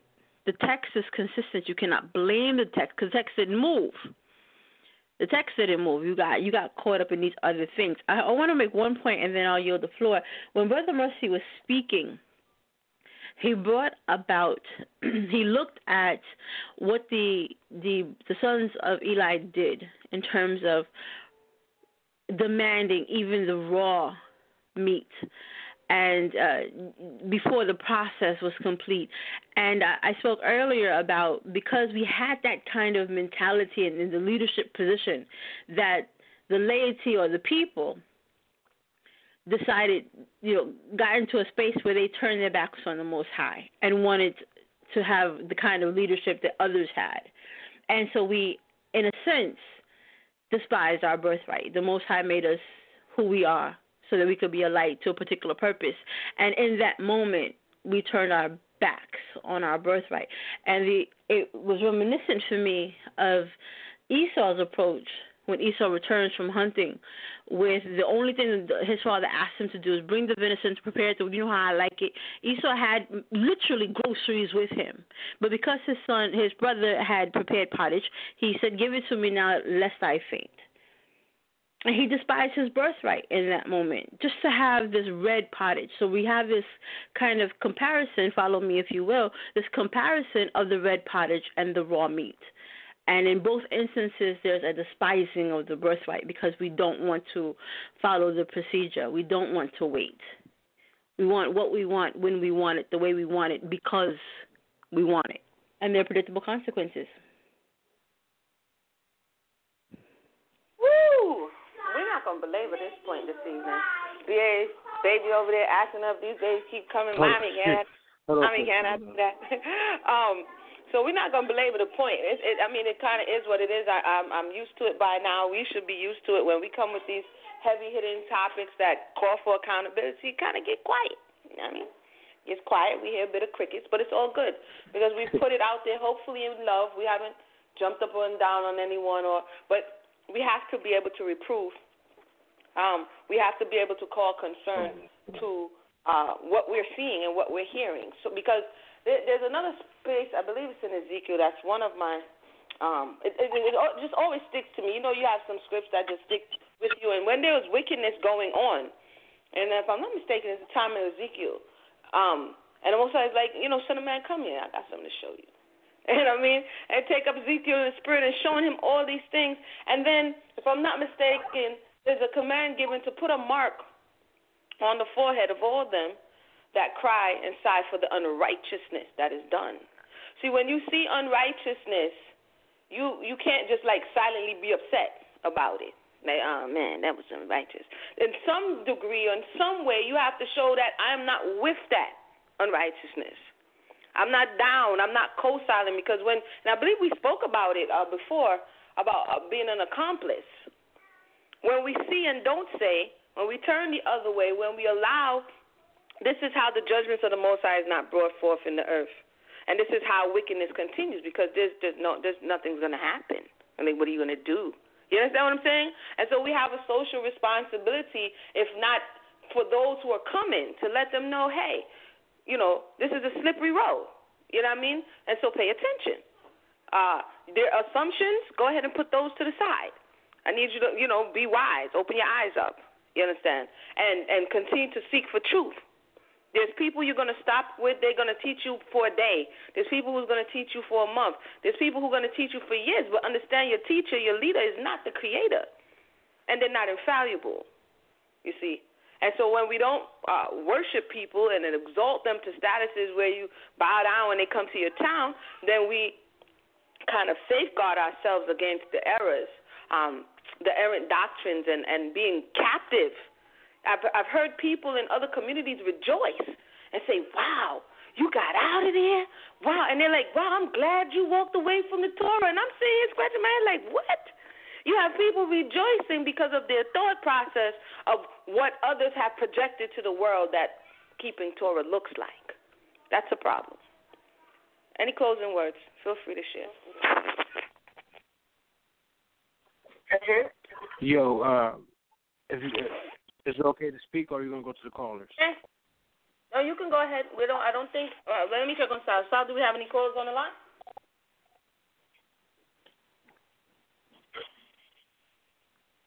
What's Sal over there doing? Brother Sal, do we have any? You know how blog talk be. But I'll just say this just to kind of land back on what you sisters were saying, which is powerful words. When it comes to doctrine, we have so many elders and teachers in Israel and in Christendom, but I want to particularly address Israel, that they run with doctrine for so long that deep down inside, I'm convinced that a lot of these elders, teachers, or whatever title they go by or personify themselves to be, I honestly believe that a lot of the teachings that they have been teaching for so long, I tend to notice that a person doesn't grow in age and be wise and then be a dummy.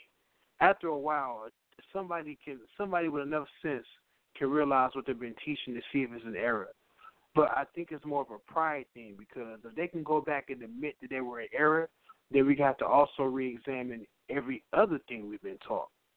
And that's the problem with doctrine. When you bound yourself to a doctrine, like one of the sisters were saying, I can't remember if it was Mayanah or Emunah, but the issue is that when you're bound by doctrine, you won't grow.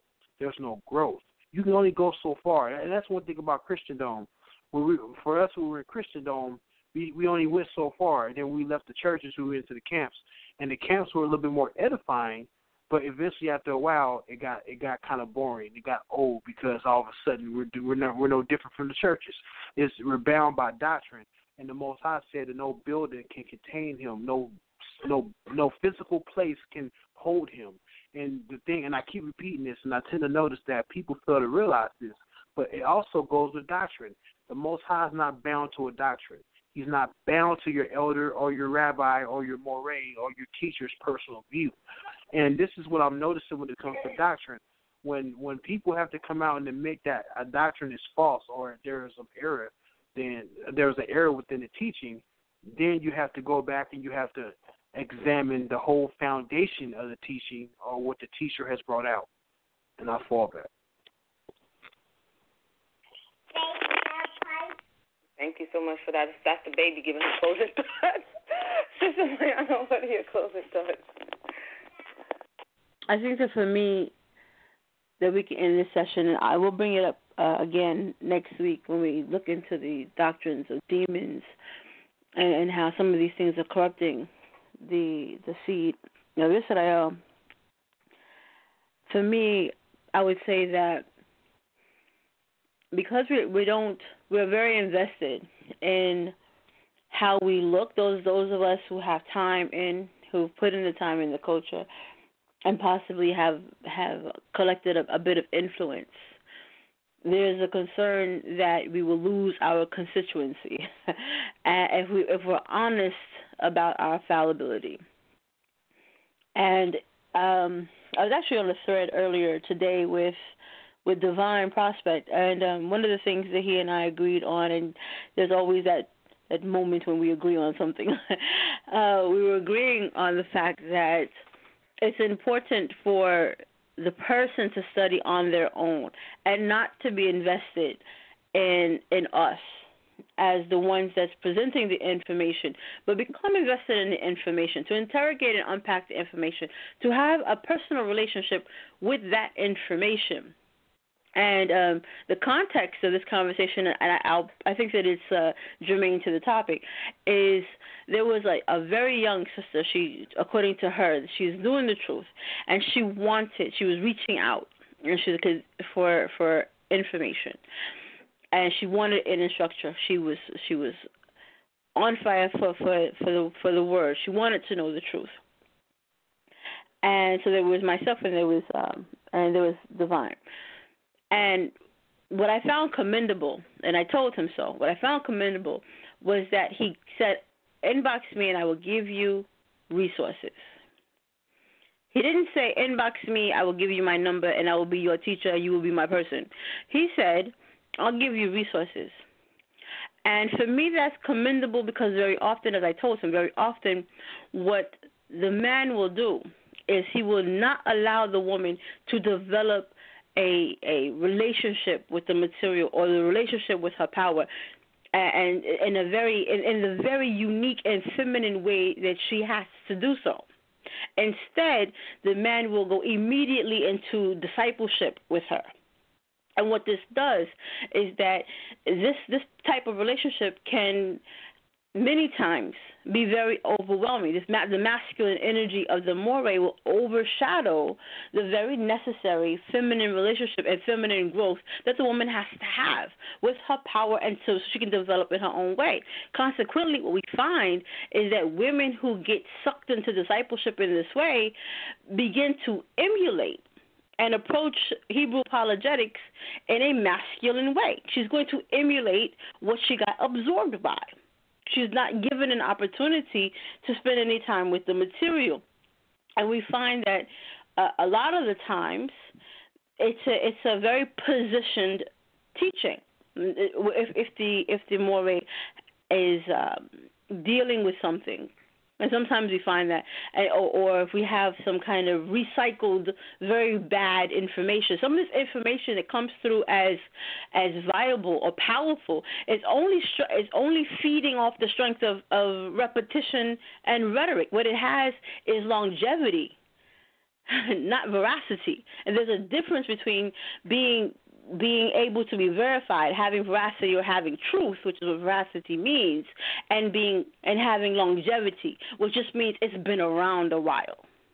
And what we have is a lot of doctrine that has been around a while without being unpacked or scrutinized. So we don't want to look for longevity. We want to look for veracity.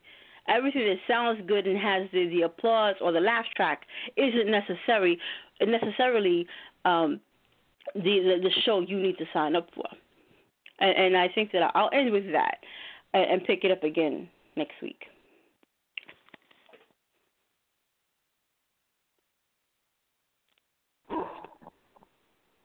Everybody still there? I'm still here. Did I run everybody off? You know how Blog Talk is going to be kind of having this little malfunctions and different type of. Yeah, that is true. Yeah. That is true. Well, we still have some time on the air, so I'm not sure if there are callers on the line that still have to press 1 or whether or not Sal can patch you through. But for those of you in the listening audience, we can still see you if you're in the chat rooms or on our personal pages. If you have any questions or anything that you want to add to the conversation as we wind down and close out, you can do it in my inbox, probably BA's inbox, or on any of these public spaces on www.blogtalk.com/debate talk for you. Our chat box is open there also. If you want to wait. Can you hear me, guys? Oh, there's Emunah. Emunah is back. I didn't go anywhere. I was like over here like, can you hear me? Can you hear me? Okay, Blog Talk is acting up. Again, tune in next week, next Monday, as we discover Sister Mayanah will be in the host suite. We're going to be talking about doctrines of demons. So this week we talked about sons of Belial. Feel free to post your respectful comments in the comment box, and let's talk about it. Let's be aware and make better choices. So with that said, Sal is not able to bring in the guest because his mic is down on his side. So we're going to go ahead and wind down early tonight. I was kind of thrown, I started the show coming off the road, so my head is a little scattered, but I want to thank B.A. plus Sister Mayanah for holding it up and continuing the conversation. So everybody have a blessed night. And is Man Up on this week, Brother B.A.? Yes, it is, love. I appreciate it. This Wednesday is going to be Blue the Hebrew, or Brandon Blue, and my man Belial. They're coming up with the concept of the Christ consciousness. Is more of a look at the New Testament from a metaphysical perspective. We ask for those who are willing to call in. This is for all brothers and sisters of different doctrines, different ideologies that we subscribe to. It's about building and having an understanding, because when we have an understanding, that shows a door to love and prayer. So with that being said, tune in Wednesday, 5 o'clock Pacific, Man Up, the Christ Consciousness. And much love to you, Sister Emunah and Sister Mayanah, for allowing me to come back on and build with you guys. It's always a pleasure. I appreciate you, sisters. I look to you guys for edification, and I appreciate the work that you're doing. Just know on my end, out here on the west coast of California, there's a whole bunch of us watching you guys, and we appreciate y'all, and we love you. Shalom. Thank you so much. Thank you for tuning in. Thank everyone for tuning in, and have a blessed night, Brother Sal.